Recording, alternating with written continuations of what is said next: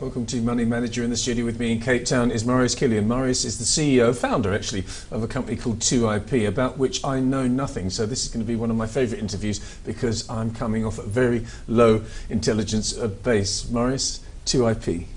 2IP is abbreviation for Independent Investment Partners. We're a discretionary fund manager. We are licensed under Category 2 with the FSB. Yeah. Essentially what we do is we're a professional service provider, and our clients are the advisor base, the advisor community itself, family offices, the IFAs, yeah. groupings of IFAs predominantly, family offices, and then also some of the large financial service corporates outsource work to ourselves. And the range of services that we do provide is fund manager research and due diligence, which if we look at sort of a lot of the events over the last couple of years have become critical. And if we look at the ONBIT and the rulings that has gone against some of the financial advisors in terms of the quality of the due diligence that they've done, placing money with institutions where there were institutional risk. Due diligence and what are you talking about when you say due diligence? I mean, if a company wants to buy a company, they do a due diligence on the potential acquisition. But what are you diligently doing to for the financial services industry? Okay, in vetting, it's very important if you consider any investment opportunity, who's the institution that you're dealing with? What we find is people get so trapped up in the promise of sort of higher returns that they don't understand that they're taking significantly a big risk, which is institutional risk. And we've seen it with a lot of these implosions, is who is the company that you're dealing? Is there risks based on the fact that who they are? If you look at a lot of the fund managers, they're very talented, but if you look at their processes, are there any operational risks embedded in that? And it's very basic questions that you need to ask, is things like who's pricing their book?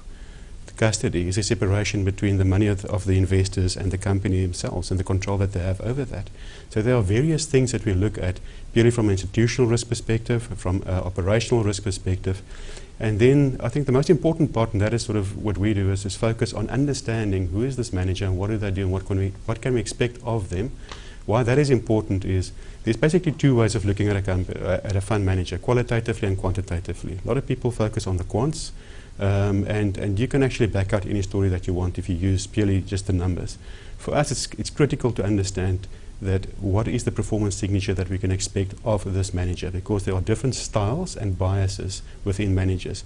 And because we know that through market cycles, there isn't one investment style that trumps the others consistently. There is no persistency in that. So it's important for us to understand, if you say to us that you're a value manager, we need to interrogate and understand ourselves qualitatively, get the comfort that that is the case.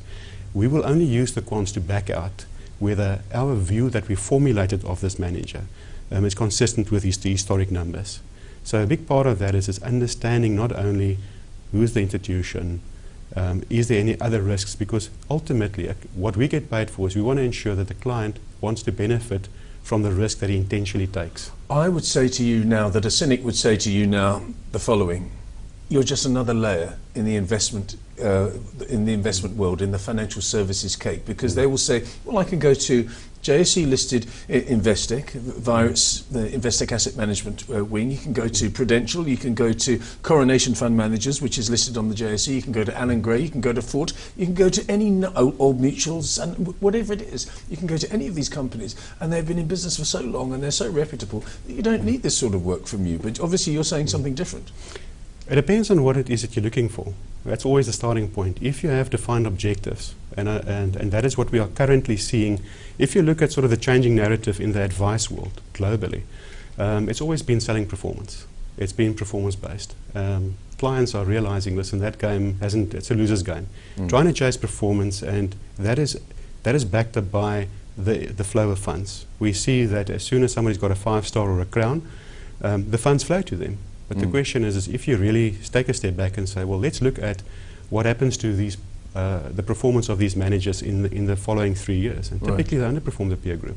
From our perspective it's important to start off and say, what is it that you want to achieve? And the world is moving from performance-based to sort of the client narrative, saying, well, what is your personal objectives and what is the amount of risk that you need to take? So it's becoming more bespoke, in other words. Instead of going to a shop and buying a suit off the pig, you're going to go to the tailor and say, this is what I need because my shape has changed over the last year. That's the world that we're living in. If you just consider the development of the internet, initially it was just having a placeholder. This is who we are and this is where you can contact us. Then it was this massive flow of information. Then the next step was transactionability. You can buy anything on the internet. The fourth wave is personalization, and we're seeing that happening. That is the modern world that we're living in, is people are demanding personalization. And why it's important is because everybody's objectives are different. This whole sort of trying to be the peer group did not benefit clients.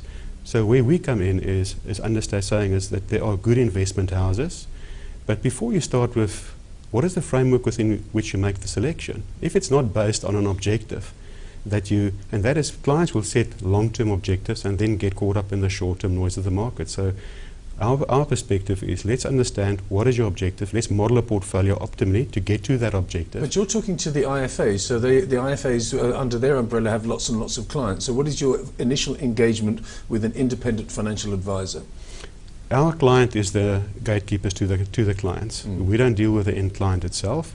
So typically it would be IFAs. There are really good IFAs out there that has got the capacity to do their own research and work.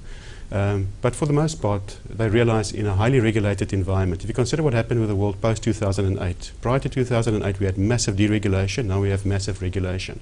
So the standards that the IFAs are being upheld to and what they need to be able to evidence is very different to the world they lived in 10 years ago. Yes. And the IFAs are increasingly sort of turning towards people like ourselves and say, I need to have the depth and the rigor of institutional quality behind me. Because I'm going to focus on the advice side of the relationship, and the investment management is not something that you can do on the fly. You need to have the capability to optimize a portfolio, to structure a portfolio that is risk appropriate for a client outcome. But that's not all. You need to rebalance that portfolio over time. You need to consider what is the drivers of risk and return in that portfolio. If we look at, for example, diversification, which we throw around like a very sort of simplistic term. Yeah. The fact that you're exposed to different asset classes and different managers does not necessarily mean that you are diversified. So for example, if you have a momentum manager who is overweight the retailers and the financials on the equity side, and you have a bond manager that's got a long duration bias, although you think that at an asset class and manager level you're diversified, not necessarily. If on a look-through basis you'll find that there's a macro bet that's going to affect both of them, which is an interest rate sensitive bet. Talking about diversification, just going off at a brief tangent here, I speak to a chap who, he's a philanthropist. He puts a certain amount of his money into a fund, and if that fund makes money, he distributes that money, the profit anyway, to various charitable institutions. And if he loses, then it's his loss. He doesn't diversify, and he's made between 40 and 50% for the last 3 years. Okay, it's a small amount of money, and it's easier to make 40-50% on 250,000 than it is on 250 million or 2.5 billion. But he doesn't diversify. What he does is he manages his money correctly. In other words, he says, I'm buying something at 100. If it goes to 90, I'm going to stop myself out. That is my stop loss. And a lot of the people, for example, the deep value managers have gone into resources over the last 2 years. They've lost 50%. They don't put a stop loss in. To me, diversification should be tempered with money management, i.e. stops. If you within that context, it's all about up and downside capture. If you look at for example, some funds would give you 100% of the market's upside and 100% of the market's downside. If you're in a bull market or a secular bull market, that's great. That's like being in a boat and saying, I'm going to throw open the sails. However, if you believe that the following 2 to 3 years is not going to represent the past 2 to 3 years, then probably you want to start rowing. You want to trim the sails. And then it's all about up and downside capture. There's a lot of work that's been done on, for example, over the last 5 years. Easterling did some research on being long the market, where you get 100% of the upside and the downside, as opposed to where you have only 50% of the upside as well as the downside. And what would benefit you most? Now, if the market's sitting, if you invest 100 Rand and the market drops 40%, then you're down to 60. You need 67% back to get back to break even. Yeah. If you're in a 50% up and downside capture environment, then you drop to 80. you will not get the 67, you only get 33, but it takes you to 107 Rand. And if you repeat that enough, that is how compounding works. So a big part of what we focus on is not only saying compounding is the eighth wonder of the world, is understanding what drives compounding. It's variation and it's drawdown.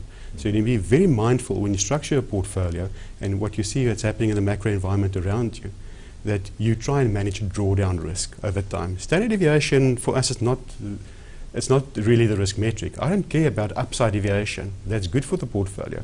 What breaks compounding is drawdown.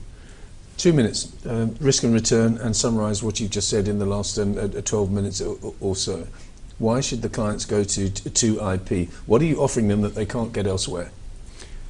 Okay, clients are 2 levels. First is if you consider the end client, is if the end client has got long-range, long-term sort of objectives, liabilities they need to meet, and they want to get there with the highest probability and the lowest risk. That is a service that that's where we spend our time. We purely focus on structuring portfolios that's risk appropriate, rebalancing them, and then making sure that we understand the risk factors. So for an end client, it's about getting consistency and persistency over time, but we are agnostic. So we're not caught up in being in investment style or active versus passive. To us, these are all instruments that's at our disposal that we can utilize optimally for the client. For the advisor, is we actually free them up to spend more time with their clients, to have, we believe, the most meaningful contribution that the financial advisors can have is helping clients to articulate their needs into objectives and managing expectations. And we want to free them up to spend more time, to spend time on their, what we believe is their core activity. Well, the core activity, of course, is making people money. And on that note, as we close this now, you must be terribly aware of the pertinence of costs, because that has been a feature for the last few years. People saying, well, this cost, that cost, etc. By the time I look at these costs, I've got to make 5% in my portfolio before I even break even. Yeah. And that is one of the big questions we always get asked is, okay, so your X amount of basis points that you add, what is the value? If we were only putting together a couple of balanced funds in a specific ratio, then that's then we don't add value. However, what we find is if we look at client portfolios prior to us restructuring them, after our cost, it's actually 90% of the time it's cheaper and it's not more expensive. But cost in the absence of asking what the value is.